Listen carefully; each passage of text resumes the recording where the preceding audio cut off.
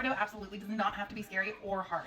I have been unloafing pretty much this entire school year because I'm very tired and have zero time, and it always turns out perfect. So let's do it together, and then you can also do sourdough. Start by adding some lukewarm water to your bowl. I'm going to measure out about 400 grams usually. I'm doing a little bit more this time, but normally 400 grams. Unloafing is different than regular sourdough because instead of using an active starter, I'm going to be using my discard. It will take a little bit longer to do, but it's very low maintenance, so that will be that. Normally, when I add 400 grams of water, I add about 165 grams discard. This time, since we're doing a little bit more, it'll be a little bit more. Then we mix until it's nice and milky and frothy. Then it's time for flour. For my normal recipe, I use about 650 grams, but since I'm doing a little bit extra, I'll be doing a little bit more than that because I'm going to make 2 medium-sized loaves tomorrow, and I'm really, really excited about it. The last ingredient is salt. I'm going to add, normally I would add 15, this time I'm going to do a little bit extra. Now it's time to mix them together until everything is combined. You want to do a really good job because with unloafing, there are no stretch and fold. So like pretty much this is it.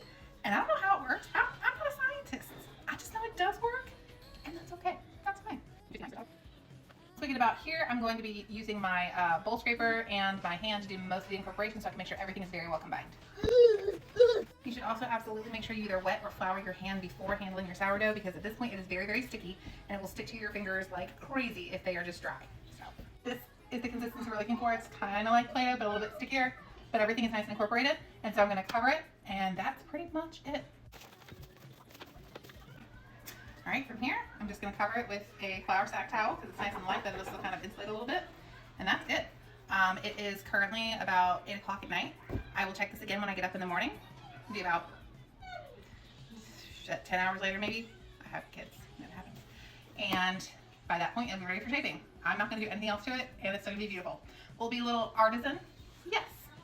But does that matter? No, it's still going to taste good. Sourdough does not have to be scary or complicated. Last night, we went from this, and this is where we ended up. It did all the work for me. And so what I'm going to do this morning is I'm going to shape and add inclusions, and you can see just how easy it is. Now, I will say it's a little bit stickier than regular sourdough at this point, but that's fine. It will balance out. No worries.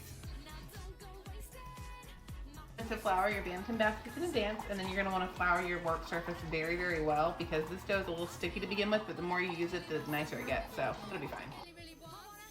It's time to dump your dough. Like I said, this is going to be a little bit more sticky, but it's fine. It evens out. And scraper because honestly, it's a little easier. From here, I'm going to wait because I'm going to make 2 medium-sized loaves for mine, but usually when I just do one, from here I just begin my shaping process.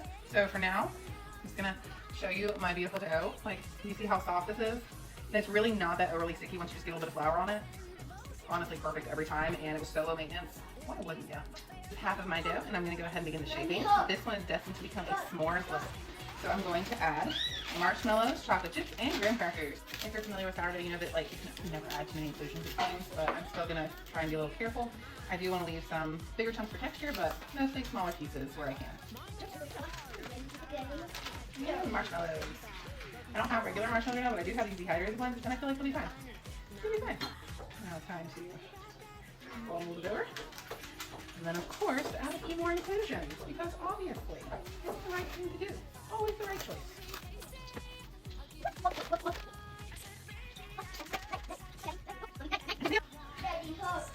And we roll it up as best we can.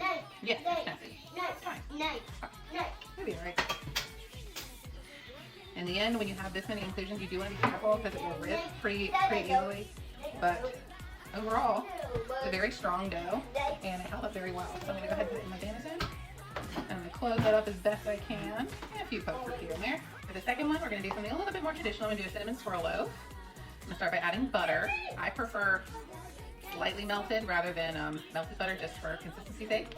And then I'm going to go in with brown sugar and cinnamon. I don't measure with anything but my heart, so just until it seems right. And I feel like that works out pretty much every time, so I'm going to keep going with it. The cinnamon, just kind of whatever feels right for you. Do you like a lot of cinnamon?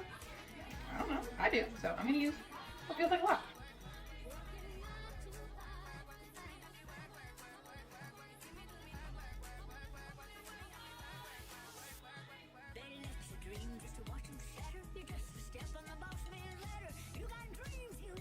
I'm just kind of sit while I was cleaning up for about 10-ish minutes.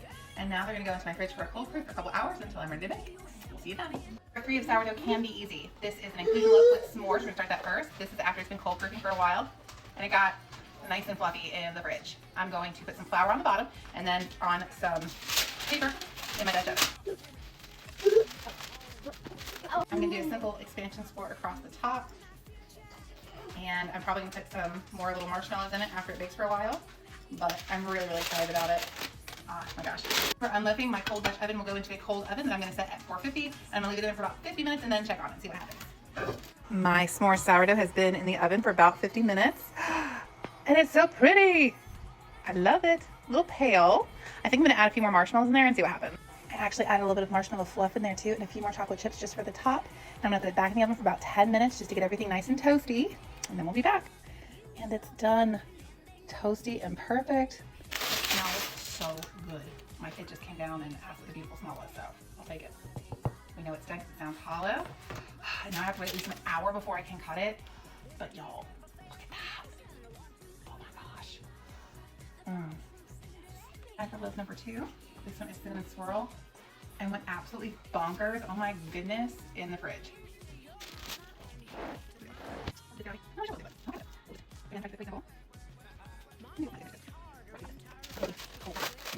Cinnamon sugar loaf. Beautiful. So when you bake loaves with sugar, and then you do have to be a little bit careful about the burning because they can do that with the higher content. But I think this one needs to go back in for just a few more minutes. I am going to leave the lid on because it's already looking dark enough. Yes. Gorgeous. Perfection. This s'more sourdough loaf was done without any stretch and folds and with very minimal effort on my part. And now it's time to taste it. I'm so excited about this.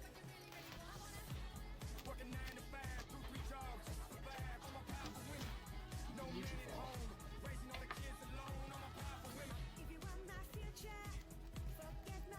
Here we go.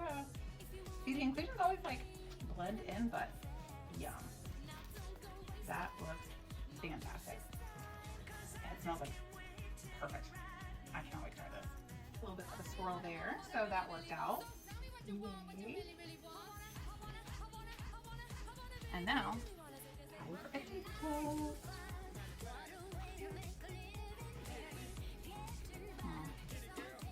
Well, that's good.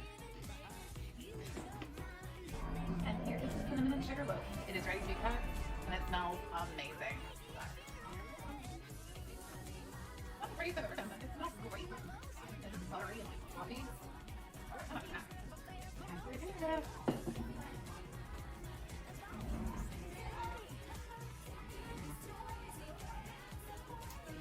Perfect.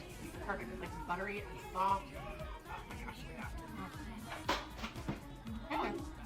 If I can do it, you can do it.